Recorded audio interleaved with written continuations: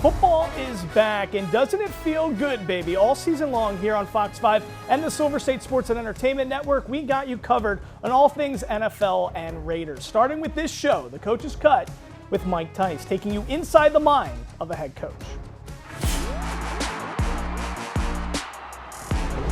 And now it's time to meet the star of the show, playing tight end in the NFL for 14 seasons with the Seattle Seahawks, Washington Redskins, and the Minnesota Vikings. This 6'7" former college football quarterback went on to become the tight end and offensive line coach for 5 franchises, eventually becoming the head coach of the Minnesota Vikings. The one, the only, Mike Tice. Happy to be with you here, Coach. We're wearing the same thing. I know, I got your message. You said wear black. Great minds think alike. That's what we got to do. You got that right. All right, Coach, let's start with this. 2 huge matchups we want to focus on. Yep. Ravens and Bills, Lions and Packers. We have 4 of the top 5 potential teams playing each other on opening weekend. So, Coach, Jimmy's and Joe's all over the place. Break it down for us. Yeah, I'll tell you, Mike, what great games for the fans out there in the National Football League. 20 Pro Bowl players will be on the field in just those 2 games alone. The NFL came out with their top 100 this past week. 6 of the top 15 will be in these 2 games. Saquon, Lamar, Josh, Derek, Penei Sewell, and Jared Goff will all be playing in these 2 games. The last 2 NFL MVPs will be playing in the night game with the Ravens and, of course, the Bills. And 6 of the top 10 rushing TD leaders from last year will be on the field in those 2 games. It's going to be an amazing array of talent, and it should be fun for the fans. It's great for the fans. All right, so let's focus on this game. The Baltimore Ravens are set to visit the Bills in Buffalo, 2 contenders in the AFC. Who are the Jimmys and Joes we need to know?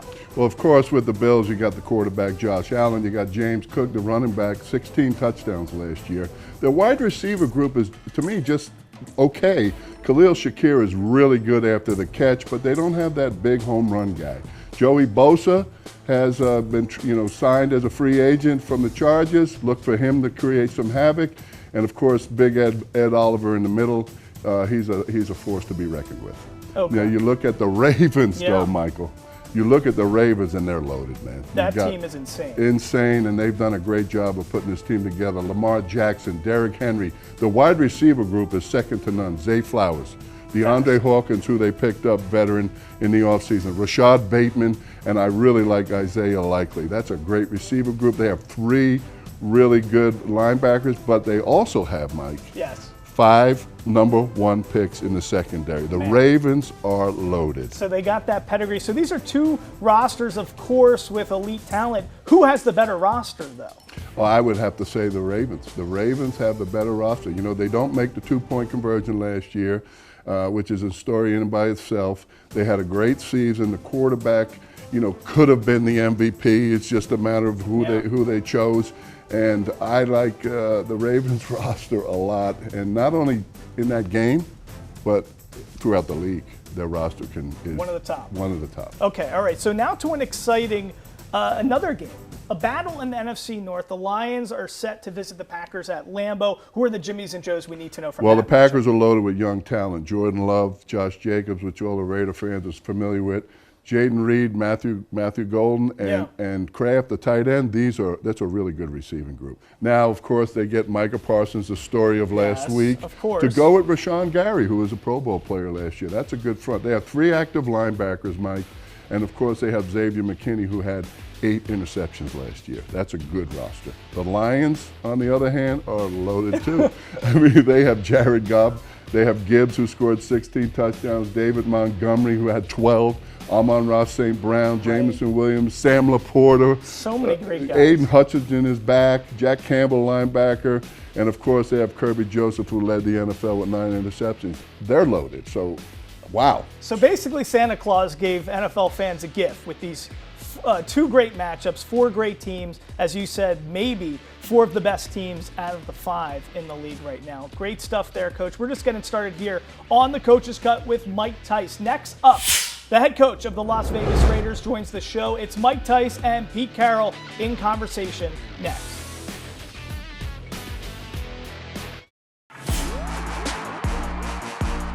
Talked to you about 41 years ago, you entered into the NFL. Can you believe it? 1985 to 89, you were with the Vikes, and 86 to 89, the colorful.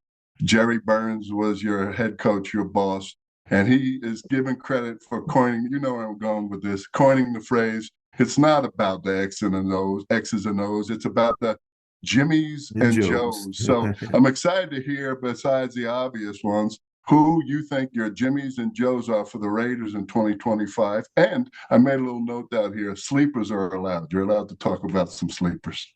Well, we have really clear leadership on this club, and we're very fortunate to have that because sometimes you don't. I've never given up because we don't have good leadership. I always make the coaches take the role over as the leaders until the players do.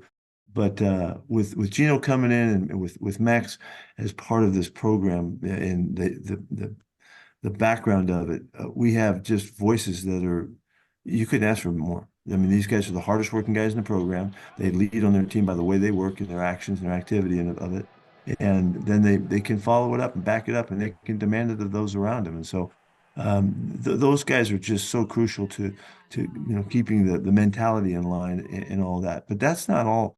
We've got some great competitors on this team and the guys that we've been able to put together on the defensive side of the ball, Landon Roberts and Devin White and Jamal Adams and Pratt, and Jermaine brings it too. Those guys are all kind of uniquely old school, gifted with what the game's all about. There's a younger generation to them too, that with Jeremy Chin and what Isaiah brings, and we've got a real way about us that we can build from. And it often you don't have that so clearly intact. And I'm really pumped about that to make sure that those guys are always at the front line. And Colton Miller, in the time I've been here, has become a tremendous leader in the offensive line. And the attitude, that our guys bring. Jordan Meredith is just a grinder, and Dale Parham, and also the toughness that JPJ brings. So those guys, they're tempo setters, and they set the standards for how hard we work and how tough we are and how far we want to take it. Because we're trying to walk the freaking line, man. We're trying to take it as far as we can in every aspect of what we're doing. And to do that, you have to be willing, to get out there where it's not comfortable sometimes, and we have to operate that way. I've been thrilled, Mike, by the closeness of our games in preseason, even the mock game. It came down to the last play. It's given me real opportunities for teachable moments to capture the mentality that it takes to finish really well, and then to be a team that believes and knows that you can win on the last play of the game, and that's why there ain't no time to give it up. Right? It ain't ever over, and so it's been really a thrill with these guys. And we have some young guys too. The draft class brings us some guys that are going to be a factor in here too. I'm excited about both the offensive linemen and the couple defensive linemen that we brought in. Those guys are all going to be in the rotations, and have a chance to play. It's a little bit harder for us to rotate on the offensive side of the ball, but Charles has done a nice job. Caleb Rogers has done a nice job too, battling day in and day out. And so those are some of the guys that have come out. Another guy to mention to you is Ian Thomas has done a really, really good job at tight end. And where we already have two terrific players, Ian has really added, to make that position as about as strong as any position in the NFL could be. So we have some real strengths to build on. Yeah, I love it. I was going to ask you what you're most fired up about with my last question, but you already hit on it. But what do you guys think? What do you think coming out of the blocks you're going to be good at? So I'll change that last question. What do you think I got you. blocks you're going to be good at? Yeah, well, I think we're going to be well equipped to play the running game on the defensive side. We made a big commitment to base defense and the concepts that it takes to secure the line of scrimmage and not get run around on, and so that's an important part of our makeup. There's no question if we protect Gino, he's going to throw the football, and so we've worked hard at our protections. We've worked hard at blitz pickups and all of that stuff. That allows him to be clean in the pocket. When he's clean, he'll rip you up now. He ain't gonna miss very many balls. And so he makes great decisions, and he's got a great arm, and he's got terrific background and sense. So we're gonna be able to throw the ball well. What will make the difference in this football team was our ability to run the ball. I think our ability to run the football and be a threat and keep us well-rounded as a football team will come from the work of those the guys up front. we've really been pleased with Genty. He's done great and been physical and tough. We know we've seen the elusive and all that, but to see him be so tough, game in and game out here when he gets his chances, there's no doubt that he's a great competitor. So, he'll give us leadership in that spot just by his style of play. All right, great stuff there. To check out the full interview right now, just go to our YouTube page at Silver State Sports. Now, after the break, Coach Tice is breaking down the 3 things the Raiders need to do to win on Sunday.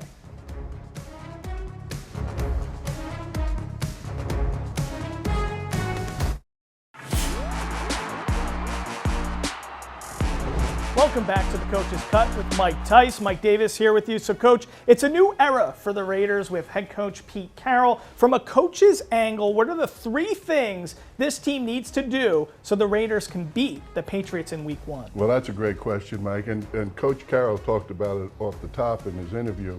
They need to run the football. They're big on Genty, but he's also big on Mostert, and he's also big on his guy, Zeus, as he calls him, White. Yes. And so they need to run the football, but that's not going to be easy because that front of the Patriots is large. Milton Williams, Christian Barmore, Keon White, those are big dudes. Then you add Tonga to the nose. They play that 34 style. Robert Spillane gets to the football. He's very active. The Raider fans are familiar with him. And then Harold Landy, he's a game wrecker, but he's a game wrecker more in the pass. That's a big front to run the ball against. I mean, a lot of Milton coming from the Eagles after that Super Bowl win, $100 million man. So a lot of good stuff there. All right, so number 1, run the ball. What's number 2? Number 2 is create turnovers. Now, their starting running back, Ramondre Stevenson, put the ball 6 times on the ground in 2024. So we got to get a couple of those balls on the ground and make sure we come up with those fumbles, we being the Raiders, obviously. Quarterback Drake May, as a rookie last year, he threw 10 picks. Didn't play the whole season. 10 picks is a lot of picks. Pete is big on tips and overthrows. They should belong to the Raiders. So we'd like to see an extra possession in there somewhere. So create turnovers. And they have 2 rookie offensive linemen starting next to each other. Campbell from LSU and the guard Wilson, who was a center in college, playing left guard from Georgia. Max should have a big day, and so should a couple of other guys.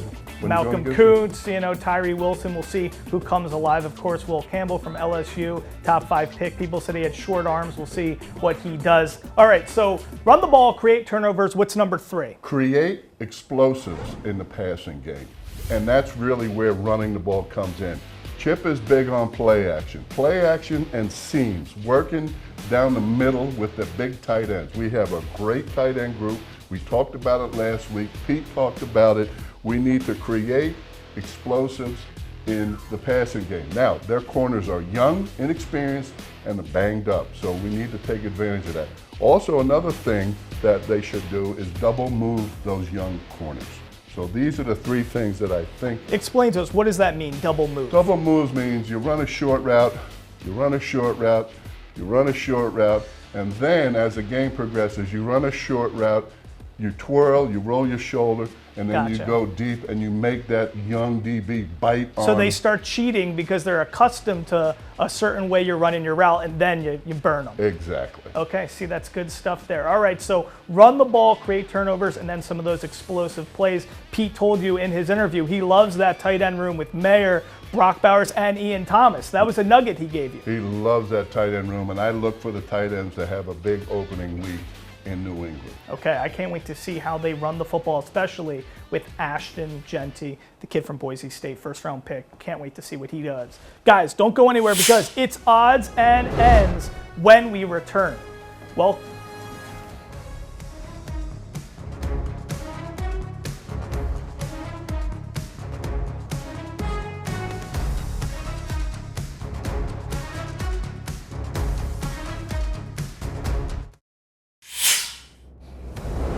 All right, welcome back to the Coach's Cut with Mike Tice. So it's time for odds and ends. Coach Tice, there's a lot of new head coaches in the NFL this season, 5 to be exact. Those include Brian Schottenheimer with the Cowboys, Ben Johnson of the Bears, Liam Cohen of the Jags, Kellen Moore with the Saints, and Aaron Glenn of the Jets. So, Coach, you were once a first-time head coach. Yeah. What's the main piece of advice you would give to a new first-time head coach? Well, it would be the same advice that I got from Chuck Knox, the great Chuck Knox, who told me, stay with your plan, stick with your plan. You're going to have a message to your team, Mike, and that message is going to be how you're going to run your offense, how you're going to run your special teams, how you're going to run your defense, how you guys are going to meet, what time you're going to go on the field. What happens is, as a new head coach, a young head coach, sometimes it doesn't start out so well. And now all of a sudden you start to, I don't want to use the word panic, but you look to make changes. I think when the players see you make changes quickly, they say to themselves, well, why are we changing? I thought, he liked this plan. He told us this was a great plan. So just because things don't start off so hot, you got to stay consistent with your messaging. Exactly, and that would be my number one advice to these new head coaches. So don't panic, stay consistent with your messaging. Yeah. Okay, so out of those 5 new coaches, who do you think is the best positioned to go for a deep playoff run? Well, we know Schottenheimer's own one, and they didn't embarrass themselves last night. They have a quarterback. The defense, I think, is still suspect. Ben Johnson of the Bears has a really good young quarterback in Caleb Williams. Liam Cohen is going to do a nice job with the Jaguars. I think they're a little light in talent, and I know the Saints are light in talent. Yeah, that's right. And the Jets, who knows with the Jets? I grew up in, it's a crapshoot. So I would say Ben Johnson. He's a quarterback whisperer. He's got Caleb Williams. It seems that Caleb is settling down a little bit from listening to his interviews and watching him. And so I would say Ben Johnson with the Bears and that defense, improved defense, will have the best shot of doing well this year. Yeah, I mean, he did so much creative things on the offensive side of the ball with the Lions last year. Of course, Aaron Glenn also leaving the Lions as defensive coordinator. So a lot of cool stuff. And it's exciting because Eberflus, who you saw as the defensive coordinator last night for the Cowboys, was the former head coach of the Bears. And now Caleb having a QB whisperer, like you said, and Ben Johnson creative with a lot of great weapons. That should be a helpful thing for a young quarterback. Okay, so Coach, I'm curious about this. Do you remember your first game as a head coach with the Vikings? What sticks out to you from that day? Well, the first thing that sticks out is we lost. And so that wasn't so good. We were winning at halftime 20-10. I remember I wanted to tribute Tom Landry, and I wanted to wear not a sport coat, but I wanted to wear something fancy. So I wore a sweater vest. I had to get approval from the league to wear it. I wore it, and it was boiling hot, and I was sweating my butt off. And I do remember that.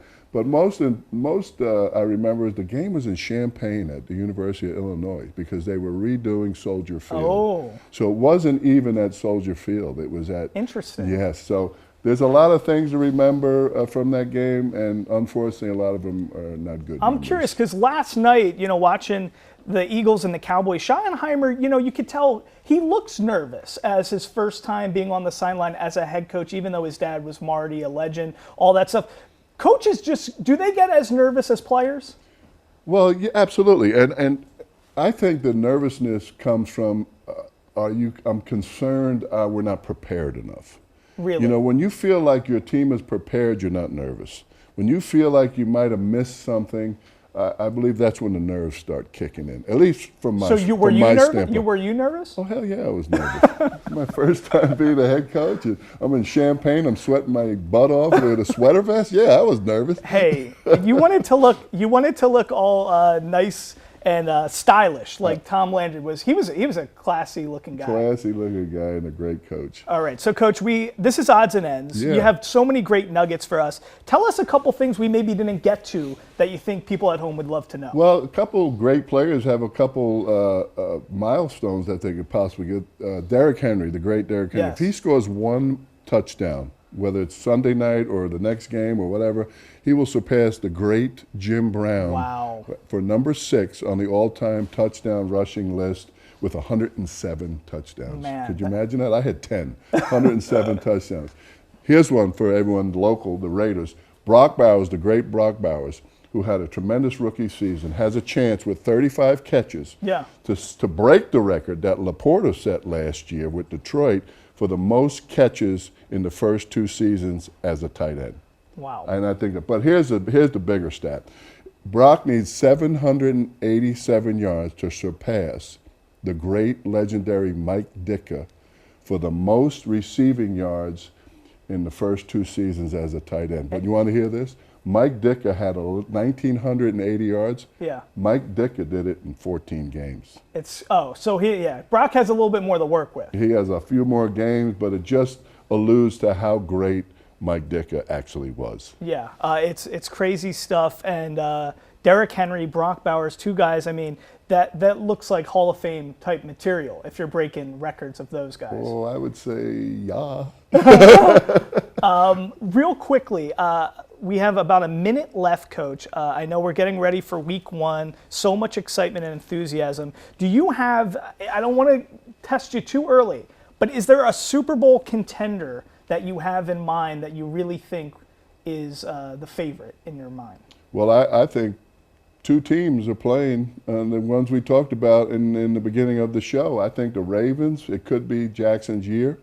He certainly deserves it. And I'm, of course, rooting for my friend Todd Monken, who's the offensive coordinator for the Ravens, excuse me.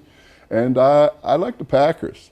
You really do? You think the Micah component is big? I think that's big, but if you look at their roster, I believe last year they had the youngest roster in the National Football League. Right. And now those players, because of their youth, are going to improve vastly in the second year. All right, we'll see what happens. That's it for this edition of The Coach's Cut with Mike Tice. For producer James and editor Jess and our whole team here, including Daphne, I'm Mike Davis. We'll see you next time here on The Coach's Cut. Enjoy week 1.